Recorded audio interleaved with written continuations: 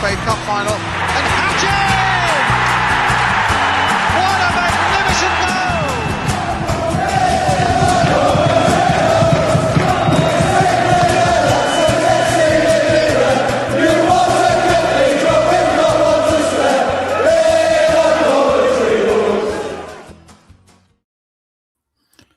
Good evening, everyone, and welcome to tonight's All Things Sky Blue live show, YouTube show. My name's Mark Smith, and we're proudly sponsored by Right Steel Fabrication for all your fabrication needs across Coventry and the Warwickshire area in particular, but obviously they can also offer services across the country as well. We're also sponsored by the Sky Blue Tavern and Dillon's Brewery, and we're also sponsored by Sky and Friends pet and dog walking services. So without further ado, I'm going to talk about tonight's, or yesterday should I say, disappointing result in Stoke in the FA Cup as we exit the third round with a 1-0 defeat. We'll also talk about the new signings. Obviously the club announced a couple of new loan signings this week. Yang and Romain Esse signing for the club. So we'll talk about that as well. And also have a quick look ahead to the Leicester game, the all-important derby on Saturday. Joining me tonight, I've got Cameron Cairns, who was on last week. Cameron, good evening, sir. How are we doing? Good evening, mate. I'm not too bad, thank you. How are you doing? Yes, not too bad. All good, thank you. Not too bad. Let's start off with the Stoke game. Disappointing results, 1-0 defeat as we exit the FA Cup. What was your sort of overriding thoughts on the game yesterday? I wasn't really able to watch it in full as I was out with a friend, so I can only really go off highlights. And what I saw was just two very key points where Romain Esse does very well to take the ball. He crosses it in for Hadji Wright, and you're thinking, okay, great, 1-0 Coventry, but that is not the case. It's headed onto the woodwork, and it's still 0-0. Just suggests to me that Hadji Wright at the moment is just really, really short of confidence, because you think, okay, that's going in, and it just doesn't. And then obviously the second key point is the goal. Stoke score. Cisse. I can't really blame anybody because it's a fantastic strike. No defenders at fault. He did the right thing clearing the ball. It went to a Stoke player, and he just tried his luck from range, and it went in. It's a fantastic finish, and in my opinion, no goalkeeper is stopping that goal. Yeah, I mean, I watched majority of the game yesterday, and I thought first of all, onto the goal, you're right. There's nothing you can do about that goal. It was, a brilliant strike from Lamine Cisse. Ben Wilson, I think he had 3 or 4 goalkeepers there, and I don't think they'd have been able to save that. It was just one of them. It probably, if he tried his luck, 9 times out of 10, he probably misses it. But on that one occasion, he showed his quality. It was a really good strike. I thought, looking at the game generally, first half we were second best. I thought Stoke had the better chances. They could have scored in about the 3rd minute when Manhoef was 1-on-1 with Ben Wilson from a long ball. We get caught square once again at the back. Manhoef puts it wide. We had Wolfenden who headed one clear off his line from a shot from distance. And Moramba really missed, I would say, pretty much an open goal when he sort of followed it over the bar. I thought second half we were better. We looked a better side. You going to Hadji Wright's miss. First off, I thought Romain Esse does really well. That turn of speed, he gets past that Stoke player like he's not there. It's a really good cross. Hadji Wright is in the right position, so you can't criticise his positioning. But what you can criticise is the execution, and the execution was wrong. He hits the post, and to me that has to go in. How concerned are you with the form of Hadji Wright? Do you think it's a big concern, or do you think with obviously Thomas Asante, as Lampard said in the interview before the game, that he's very close to coming back now? Do you think Hadji Wright is going to be on the bench for the foreseeable future now? It could be the case because in the league, Ellis Sims has regained some form of scoring in his last 2. Hadji Wright As for his individual form, I am a bit concerned because I know strikers go on goal droughts. It's nothing new. Even Harry Kane has had a goal drought. Even some of the world's best have had goal droughts. But 99 days without a goal, I think it is, that is concerning. And something does need to change. Whether that he just needs to be out of the team just because he's not performing, and maybe that's what he needs to try and get his form back a bit of. Okay, I've not been good. I'm out of the team because I've not been good enough. I need to up my game. And I think with Thomas Asante, it'll be a boost, but at the same time, I'm not expecting him to just hit the ground running because I know that's not how it works. I know that that's just not how it works.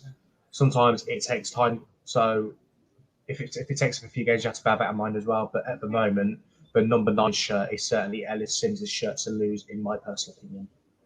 Yeah, I go along with that. I think it was the right decision to start Haji Wright yesterday because it's clear to me that he needs a goal. He badly needs something.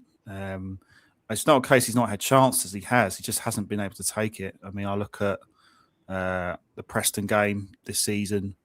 He did. I goes to Charlton game. He did have much in the way of chances. He was a substitute in the Birmingham defeat. So I think the fact that he's played 13, 14 games, I think now, and not scored is a concern. And I think Ellis Sims for me has to start for the Leicester game, but we'll talk more about that later. I just thought yesterday, I think it was just a bit of a meh game generally. It was to me, the fact that okay, we brought a really good attendance, 5,000 fans or 4,000 or something fans, I think it was in total, which is really good. But I don't know. I just thought from our point of view, the only other thing I do remember from the game was the Jack Redoni effort also hit the post as well. I don't know if you've seen that, but Redoni again for me had a fairly, I think, quiet first half, and I think a lot of it not necessarily his fault. I think it's because Stoke pressed us quite well, and we didn't really have, a way out of it. I don't know. We just seemed a little bit clueless at times, I felt. But I thought second half, Redoni did improve a bit.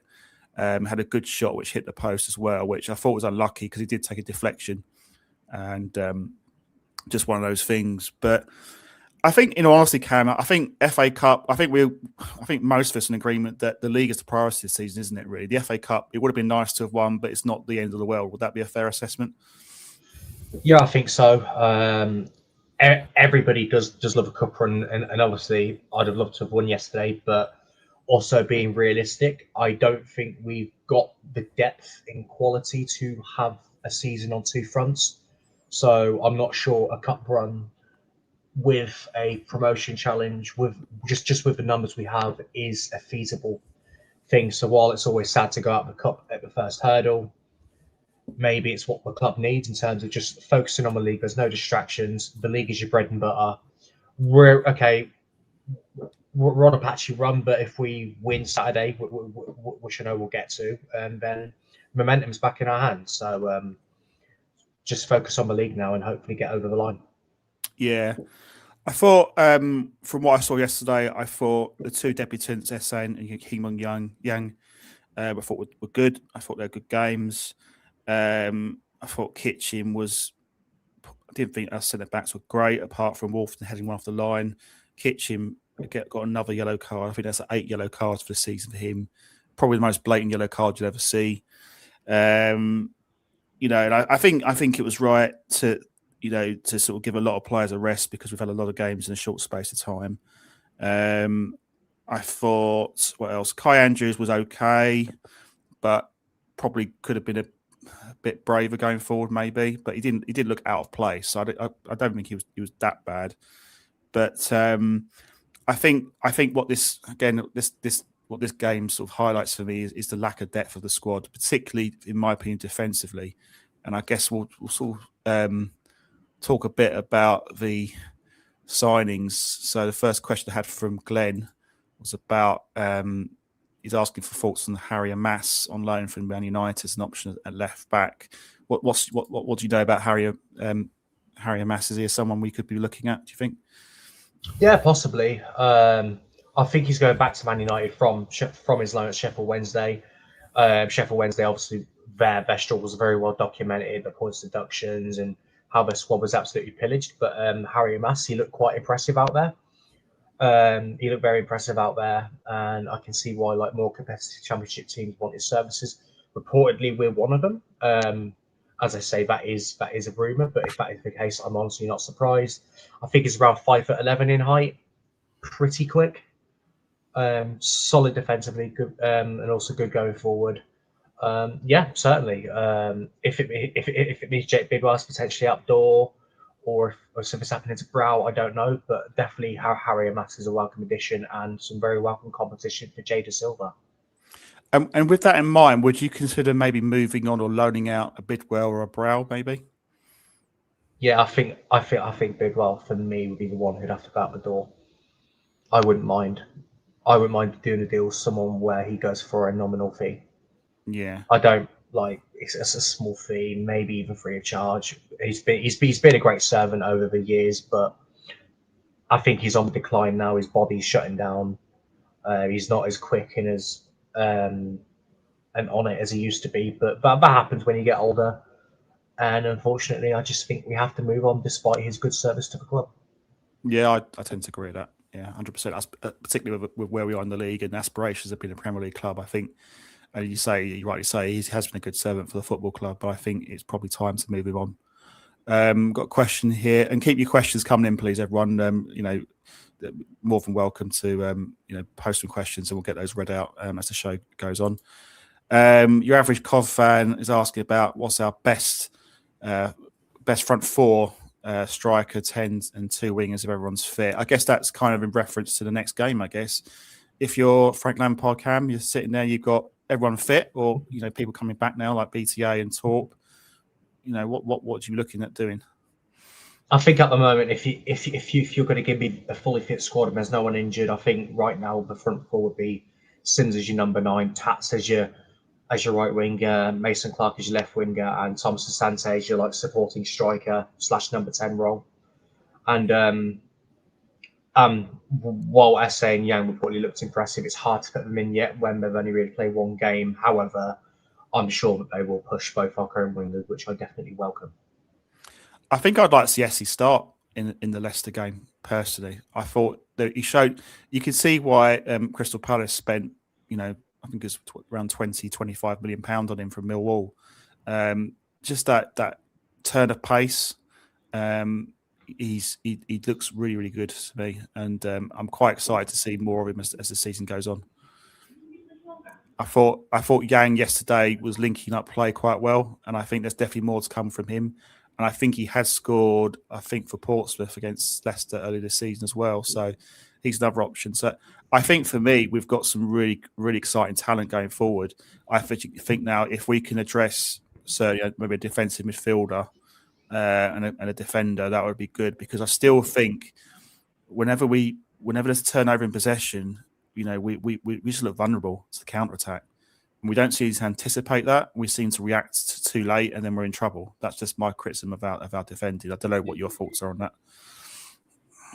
I think some of it can be individual errors. I think some of it can be tactical setup, because I think while it is also sometimes easy to criticise a defender if something's going wrong, and sometimes, it's fair, they do something naive or they make a problem. I think sometimes defenders also need protection, because if there's always a large gap between defenders and midfield, or if it's easy to play through the defence, then sometimes that's not always the defender. Sometimes that is just the tactical setup, and sometimes that's just some stuff I think you need to look at on the training ground.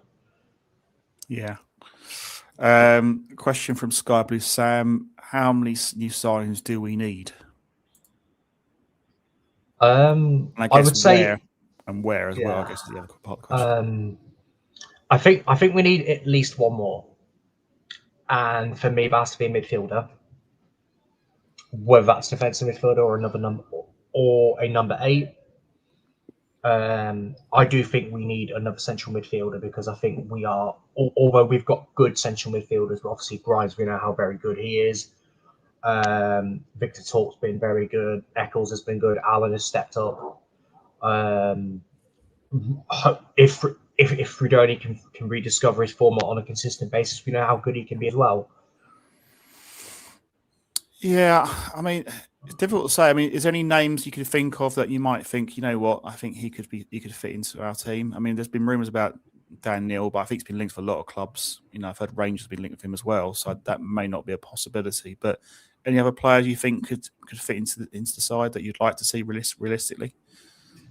It's hard to think of specific names because I think there's a lot of names that I would like at the club, but I just don't know if we'd sign them now or next season because yeah, honestly, I'm not sure who, but I also trust the staff to bring in the right midfielder if we are bringing one in, and hopefully we are. Yeah. Question there from Ben Watkins. Sorry, yeah, Ben Watkins. Sorry, he's asking what would you do to change? What would you change, let's say, to improve the FA Cup, ensure teams in the same league don't draw each other, or something else? Do you think that's something that needs to be done in the FA Cup generally, or do you think it's quite happy if it's just a random draw between any two sides? I'm against that person. Yeah, I'm perfectly happy with it being a random draw. Do I like ties against the same league? Absolutely not. But at the same time, tough. It's a fair draw. You get the team fairly. The only thing I would change is to bring back FA Cup replays because I think it was an absolute disgrace to get rid of that. I think that's a disgrace. I think the fact that pretty much, with the exception of, I think there was 2 games on BBC yesterday, there's pretty much all the coverage is on a paywall now is really bad as well.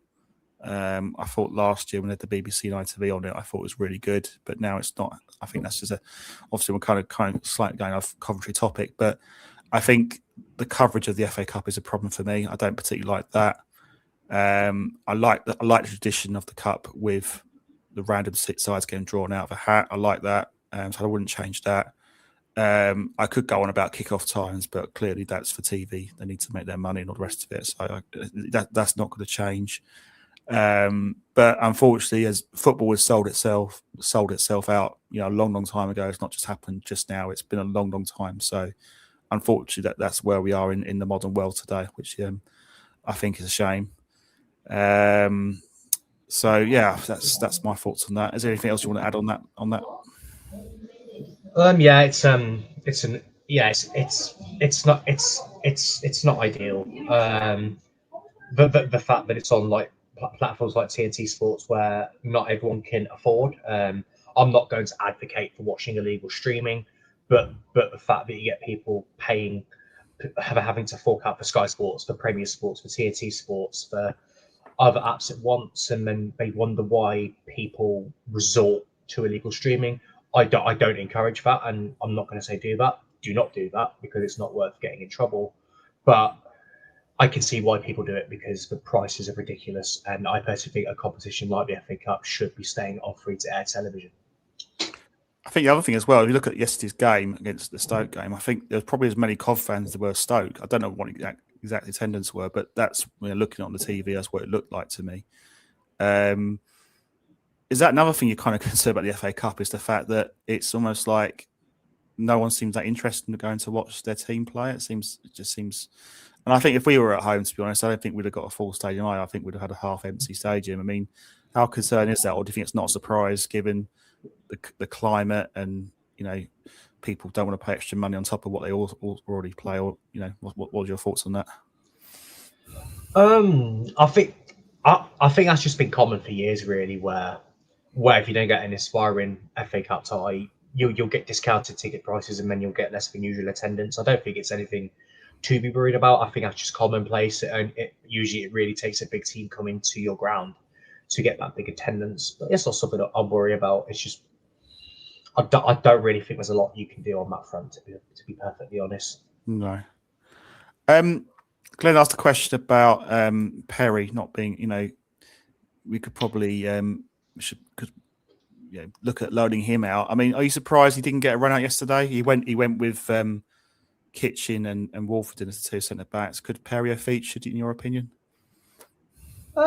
Yeah, possibly. I think he's in a situation where Lampard quite obviously rates him, and the times I've seen Perry for the under-21s, I can see why he's so highly rated. He does look really good. He looked really good in that pre-season friendly against Real Betis. But I think the problem is it's just he's not proven yet, and I think that's why Lampard is maybe a bit weary of, at the moment, playing him.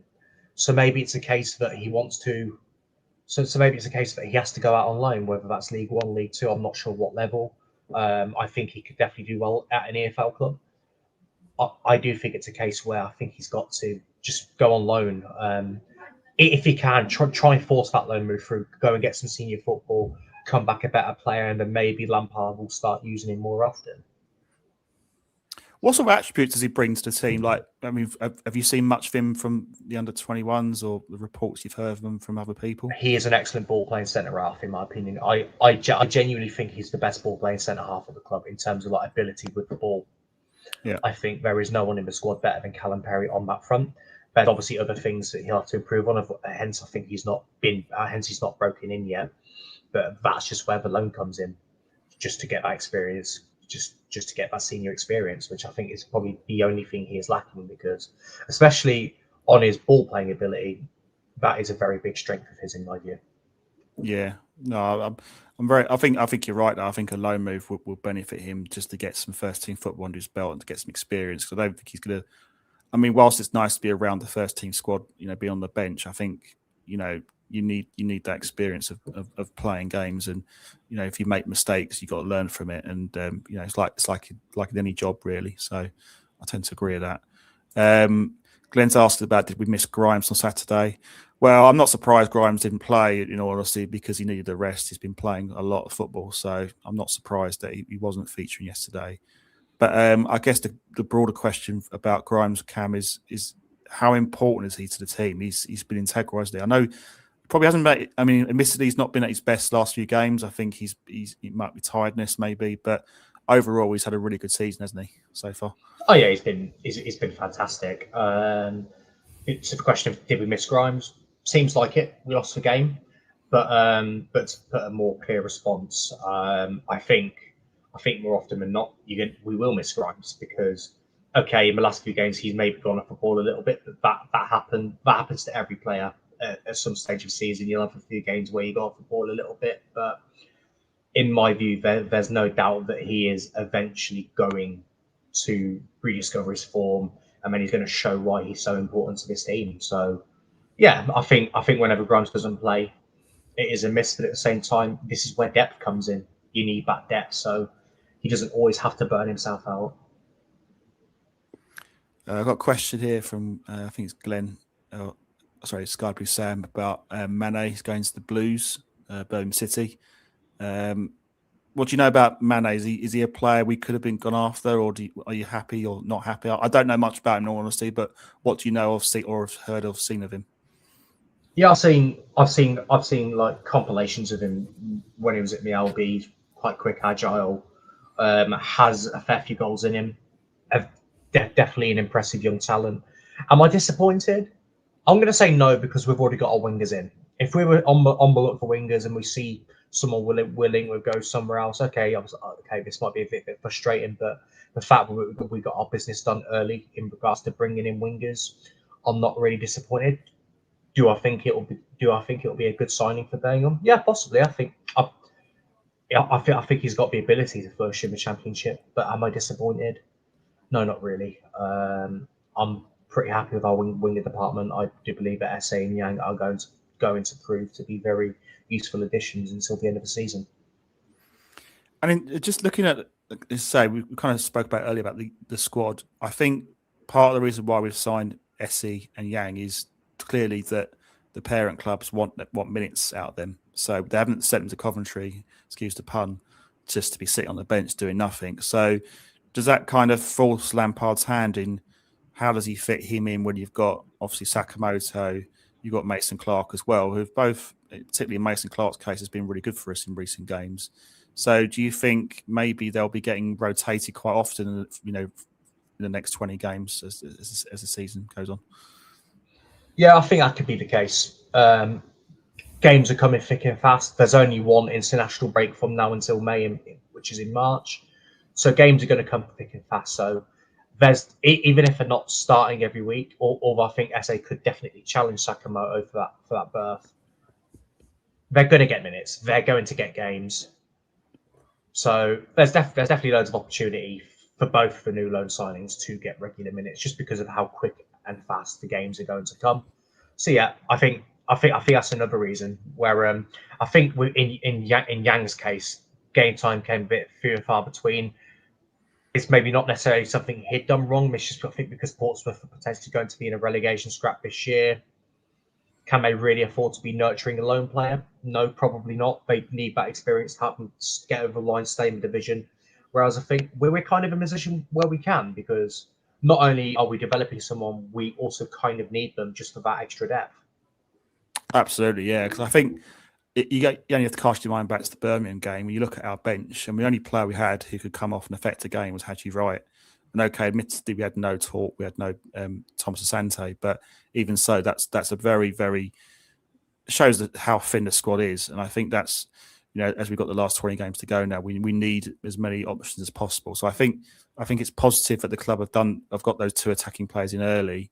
And as we touched on earlier, I think, and maybe for me, and a defensive midfielder and a defender would be priority for me, to try and solidify the team a bit more, because the current form has not been good, but we are still top on the positive side. So I guess looking at the next 20 games, actually before we talk about the last 20 games, let's just go to the loan watch, and we'll come back to that in a minute. Give us your loan watch report from the Coventry players that are out on loan at other clubs. Yeah, I'll do that now. So to begin with, Aidan Dausch has been recalled from Forest Green. They signed a few players, and that just pushed Aidan Dausch further down the pecking order.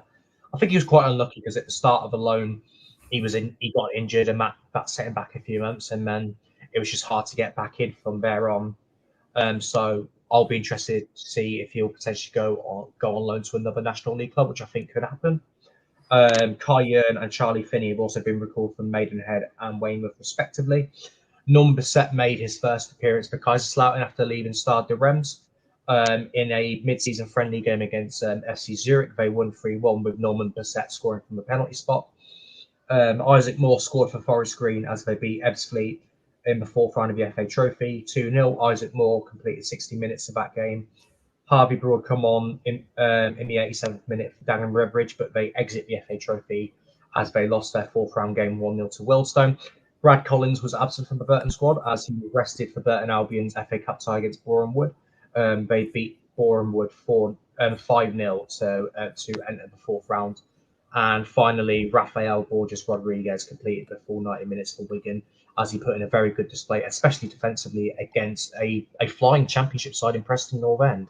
They won 1-0 at Deepdale, advancing to the fourth round of the FA Cup. And Justin Ibikru, he didn't play because Burton Albion had the weekend off due to being out of the FA Cup. Yeah, and I think, Rafa's done something that we haven't done as a team, and that's win at Preston. So that's good for him. Can we recall him? Can we recall him? Yeah. Could he give us some words of wisdom of how to beat? Well, it's a bit late now because we've already played him. But anyway, it is what it is. Okay, so let's look at next 20 games not next 20 games, but the next game it's Leicester, and we will sort of look at I guess the next month's worth of fixtures, I'm going to say. So next games we've got Leicester and Millwall at home, and then we've got Norwich and QPR away. I think for me, if there's a time for us to get back into form with a good performance result, it's a Midlands derby against our fiercest rivals, Leicester. I guess it's a bit early to say how do you feel ahead of the game, but I guess the positive we could say right now is that we've got pretty much a clean bill of health now. Listening to what Lampard was saying on Friday, with BT very close to fitness. I think the only player I can think of who's not quite close at the moment is Kessler Hayden, but Torp and BTA should be back. How confident do you feel right now about Leicester? Do you feel like it's a game we can win? Yeah, I think so. Yes, our form has been a bit patchy, and we've been on a bit of a patchy run, but Leicester are kind of in the same position here. They've had patchy form all season long, but that's why they've been sat in mid-table, just been very inconsistent. If there is an opportunity to just get a win and then just to be back on form, now is the time. got Victor Torp and Thomas Sane. Hopefully both will be back. And if they are back, that is a very welcome boost. Players coming back at a good time. We've got 2 new signings who are eager to impress and push for starting positions. I'm quite confident, and I do think that home field advantage could also play a role here. I know we lost the home game against Ipswich, but generally, apart from that, we've been relatively bulletproof at home, and I still believe that can still happen. We could still win games at home, even though we weren't playing particularly well against the likes of Charlton, Bristol City, and Swansea. We were still winning at home, and I still back us to beat the majority of sides in this league at home. So even though we might be even more patchy on the road, at home we're still doing our bit. Yeah, I guess we go into the game without Bobby Thomas, who's suspended for another 2 more games.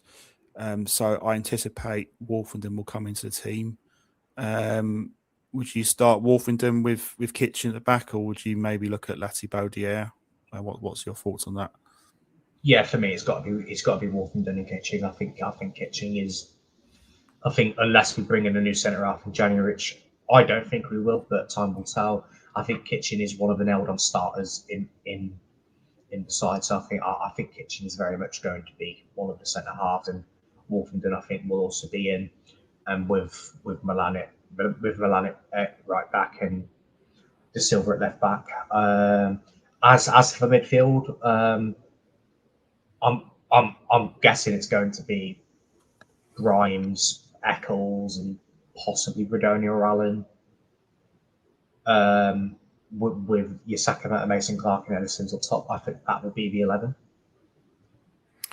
Yeah, I think. As I say, I think it's hard to predict this team because I think, as I say, you've got SE, you've got obviously Yang who could start. I think SE is going to start. So can't really think right now what the team will be. I think Eccles starts in place of Torp because obviously Torp's just coming back from a calf injury, so I don't think that will change. Jack Radoni, do you think he might miss out on this one, or do you think he'll start or feature? I think he'll start. Has he earned it on current form? I'd argue not. But at the same time, there's still been moments where he's shown his quality in glimpses. He's shown it in glimpses because he'll be very anonymous, and then he'll just show the flashes of quality. If he can just do that across the whole game, which we know he's capable of doing, then we've got a very dangerous player back on our side. Like, he was quite quiet against Birmingham, but then he had that moment of quality where he just ran the ball, gave it to Sims puts the ball away. So the moment of quality is still there. He just needs to try and do it for a whole game instead of just little flashes, because at the moment, I don't think he's warranted a start, but he's still starting games just because we've not had the depth at the moment. Yeah. Let's look at the opposition, Leicester. I think the obvious danger player is Fatawu playing on the right. Any other players that you kind of worry about as a COF fan? Jordan James, to be fair, in my view, Jordan James has been Leicester's best player this season. Centre midfielder, he scored a fair few goals from midfield. He's on loan from Rennes in France. Previous championship experience, when he was at Birmingham, Wales international. So definitely very dangerous, and we do have to be very mindful. So if we can stop him having a significant impact while also keeping their wing players quiet, I think there's every chance that we can definitely get a result. Yeah, I think he scored at Derby as well. I think on the game on ITV. But I think the one thing that also goes in our favour in this game is Leicester's away form was a bit patchy. The last couple of away games they lost at Sheffield United 3-1. And lost 4-1 at QPR. So their away form isn't great. They've been very inconsistent this season. I think if there's ever a time to bounce back, it would be Saturday. I'm going to sort of go on the limb and say I think we can win. I think it's definitely a winnable game. I think it's just a case of belief, really, and getting that first goal, hopefully, and then just going on from there. Really, I think what we do need though is a clean sheet. Because we haven't had a clean sheet now for quite a while. And Glenn just I just seen he's made a comment saying that Leicester haven't had any clean sheets in 20 league games, so that bodes well as well. Yeah, I think it's a winnable game, and then you look at the next game, Millwall at home, which is a Tuesday night. I think for me, we've got to look at 6 points, haven't we, for the 2 home games? Yeah, I think so. Absolutely. I think all of our away form is patchy, and that's something I think we will eventually have to address down the road, hopefully soon. Home form has still been ticking along. We're still winning most games at home. We obviously have that little blemish against Ipswich, but we're still winning games at home. So I think we should still be trying to aim to win games at home. I think anything less is not good enough. And I think the position we're in, you can kind of tolerate a fairly average, like a form away from home. It's quite average from now to the rest of the season. I think you can tolerate it, but only if we remain almost invincible at home. I think home form is definitely going to be important at this stage of the season.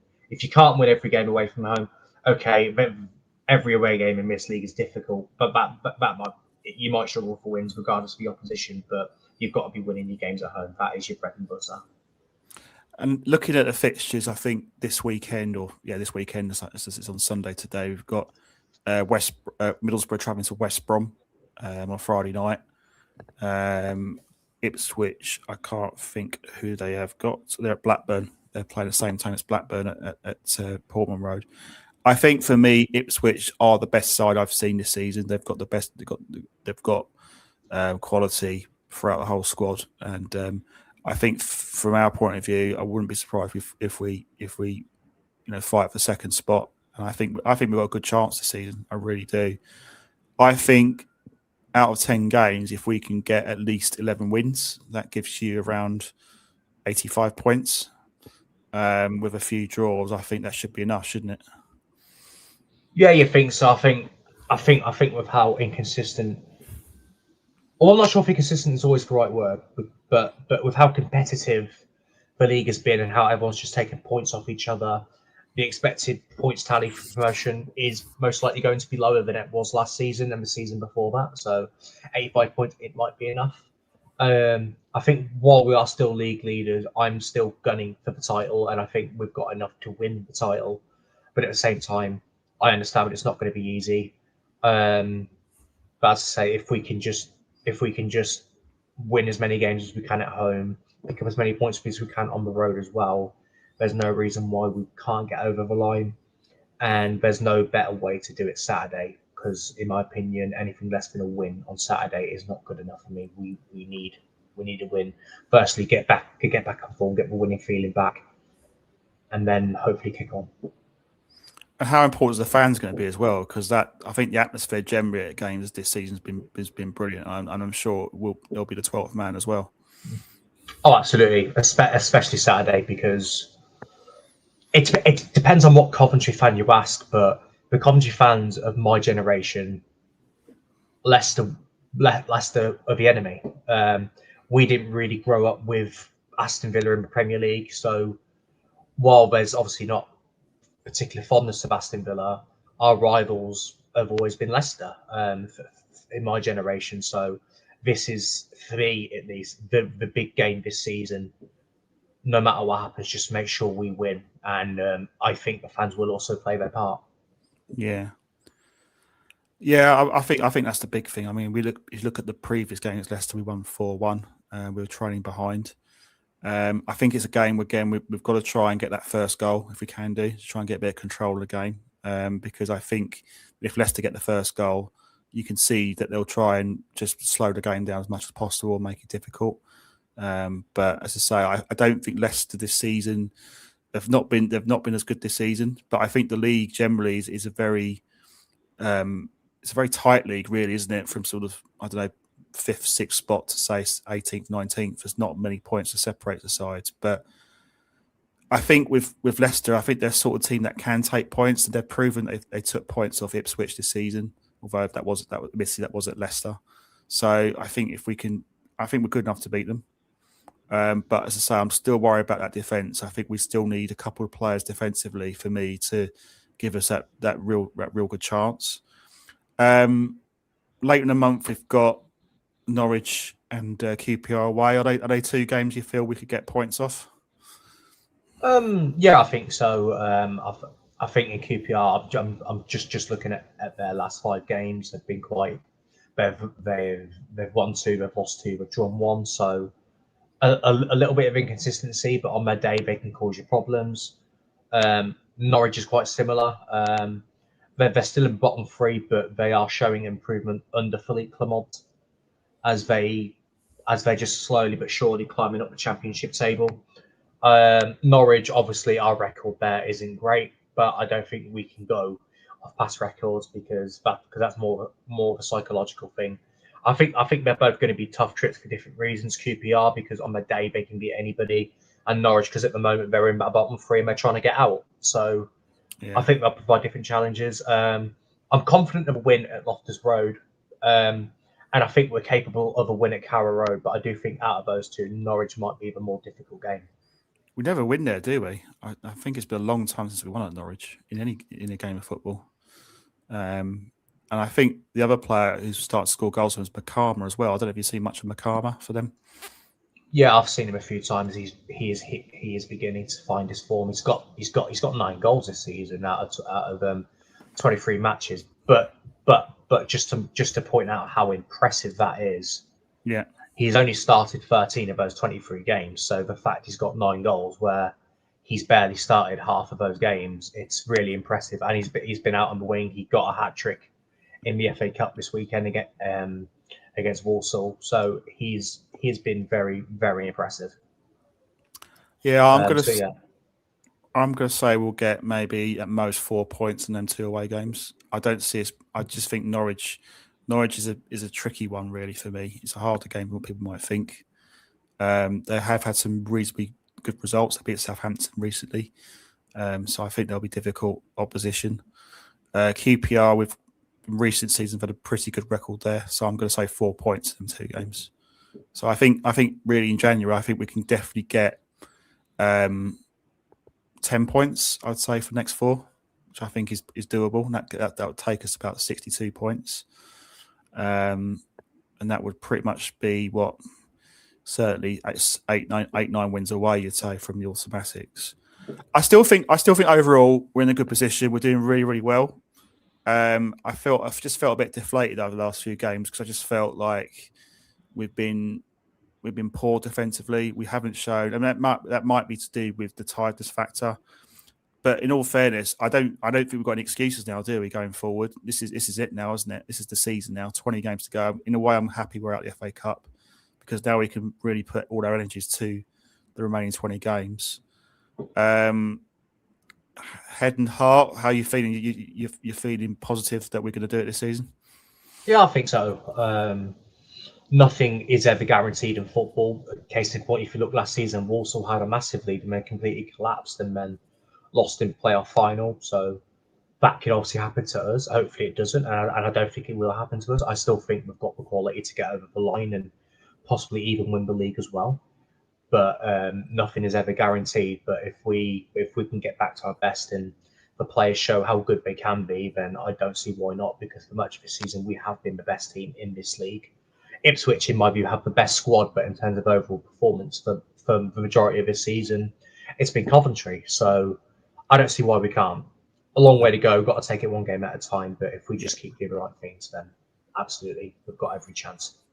I think it's just a case of we just need that one win and hope it's going to be Saturday, just to give us that bit of belief back. Do you think there's a bit of a loss of belief, maybe, or do you think it's just we've just been a bit unlucky, or how would you sum up the last sort of recent performances? I think the Ipswich defeat. I think that was fair. I think Ipswich were the better side. I think they deserved their win. Charlton, that was for me a missed opportunity. I know Charlton are good at home, and I'll give them their due. I don't see many teams winning at the Valley this season. I've said that all season long, and unfortunately, we were one of those teams that failed to get a win. Birmingham, we lost the game, but at the same time, I think many of those were pretty much our own doing. I think the first goal, okay, that was fair. It was a really, really good strike from Marvin Dukes. But I think the other 2 goals, I think they were just preventable. I'm not going to say we deserve to win the game. I don't think we deserve to win, but at the same time, I think we were the architects of our downfall against Birmingham. So there's definitely positives and there's definitely negatives. But at the same time, there is definitely work to do. But at the same time, it's not all doom and gloom yet. No, I don't think there's any time to panic. But I think what's for sure is we need to. I think we can get that win against Leicester and hopefully build on that and get a result and win against Millwall. I feel a lot more sort of confident about things. So I think it's important that we as supporters get right behind the team, which I'm sure we will do. If you can't get up for Leicester at home, then you might as well not be a Coventry fan, really. So as far as I'm concerned, because but then again, I would say the same for every game now, because 20 cup finals to to hopefully get back to the big time, which would be an incredible thing. So yeah, is there anything else you want to bring up on this show on your side? I think there's someone who asked about what's next for Kai Andrews, and I just want to answer that question because I've kind of been he's kind of been my pet project. I think it depends.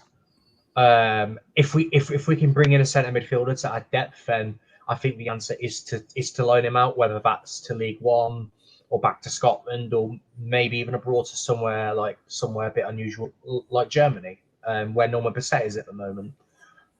So yeah, I think a loan move, but I think if we don't bring in a midfielder, which I think would be bad for the transfer window, but if we don't, I think he'd have to stay.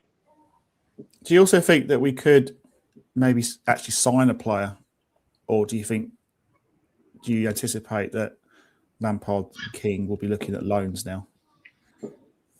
You never know. Because I remember being very positively surprised when we signed Matt Grimes on a permanent basis. It just kind of came out of nowhere. I'm like, am I sure I'm reading this right? But no, it happened. So I think there's every chance. Absolutely. You never know. So yes, I think we could sign a permanent player. It'd be nice if we did, but at the same time, I wouldn't complain too much if it's a loan, because I think history suggests that if you use the loan market well, it breeds success in this level. I think we also got money to spend on the back of the Sheaf sale as well. So obviously got £6.5 million that Wrexham paid. So I'd be surprised if I'm sure it's not a case of Doug's being tight or anything like that. I just think he was just waiting for the opportunity to sign the right player. I guess a Charlie Hughes was a player we were linked with before, and I guess that's an unlikely signing given the whole season as well. But Charlie Hughes, is he a player that you'd like to see at Cov? I think the door's always open for anyone if Lampard wants them in. But do I think it'll happen? Probably not. I think he'll stay there as Hull continues to have a good season, and I think it's the summer where maybe he finally leaves the KCOM Stadium. And I think in terms of midfielder, like I said, I wasn't sure earlier, and I'm still not sure, but let's just say if we could price someone like a Jason Knight or an Isaac Price away from another Championship team, just make a statement where you get one of the better midfielders in this division, and you just bring them to our club. Yeah, exactly. Yeah, I think that would show the ambition of the club if we could attract a player like that, someone who could, who knows the division and can help us get us out of the division. Question from Glenn about Mason Clark being called up for Jamaica. That's good for him personally, and I guess with that kind of brings in the signings as well, because we can now cope with, maybe rotating the squad if Mason Clark, once he plays for international football, that we've got players who can fill in his spot in case he's tired, and we can rotate the squad, which is a good thing. But obviously for him personally, it's a good call up for him, isn't it? Oh yeah, absolutely, and it comes at a really good time too, because it's World Cup season. Jamaica had a fairly disappointing qualification campaign where they got picked to automatic qualification by Curacao in a group where, in my view, they had more than enough talent to get out of topping that group. But hence it led to Steve McLaren's resignation. But they've responded. I'm pretty sure there's a new gaffer coming in. I'm not sure who's going to take that job, but the fact that Jamaica are clearly drafting more players, more English-born players who can represent Jamaica and someone the caliber of Mason Clark, it shows they really do want to get to this World Cup. They have to first beat New Caledonia, and if they can beat New Caledonia, then they have a trip. Then they will play either Suriname, which Milan Van Ewijk could represent, or Bolivia. And if they win that, then they're in the World Cup. So I think the ambition from the Reggae Boys is certainly there. Yeah. Lassie plays for them, doesn't he? I think Jamaica. Yeah, that's right. Yeah. Casey Palmer still in the squad, or is he? He was, but I think because he's not played football for quite some time, I think it's quite difficult seeing him play for Jamaica anytime soon. Yeah, no, fair enough. One more question from Glenn about Liam Kitchen. Do you think he could get called up by Ireland? I think it's unlikely. Personally, I think he could. Okay.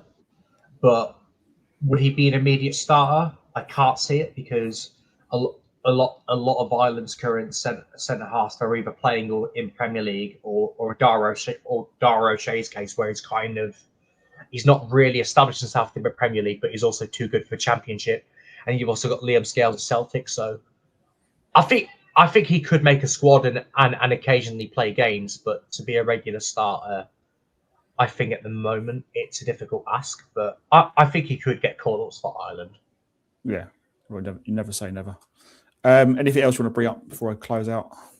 I think that's everything covered. Yeah, cool. All right, so that wraps up tonight's show. Thanks, Cameron, for being on. It's great to have you on as always. Next show is later this week. We'll confirm a date and time in the near future where we'll be talking about the Leicester game in a bit more detail. We'll have a Leicester fan guest on, so stay tuned for that.